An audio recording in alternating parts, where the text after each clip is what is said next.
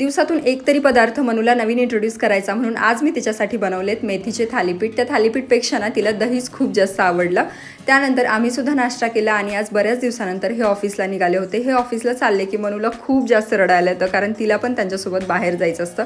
आजकाल तिला बाहेर जायला खूप आवडतं आणि ते बाहेर घेऊन चालले की बघा तिला किती जास्त आनंद झालेला आहे. पण तिला माहीतच नाही आहे की ही फक्त एक चक्कर आहे आणि त्यानंतर परत आपल्याला घरी सोडून पप्पा ऑफिसला जाणार आहेत. माऊने मनूसाठी ड्रेस आणला होता बर्थडेसाठी, तो तिला वेअर केला आणि त्यामध्ये ना ती खूपच क्यूट दिसत होती. मनूचं रुटीन चेकअप होतं म्हणून आम्ही हॉस्पिटलला गेलो आणि तिथे ना तिला हे बॉल्स खायला खूप जास्त आवडतात. आल्यानंतर मी आज लवकरच स्वयंपाक बनवायला घेतला कारण खूप भूक लागली होती.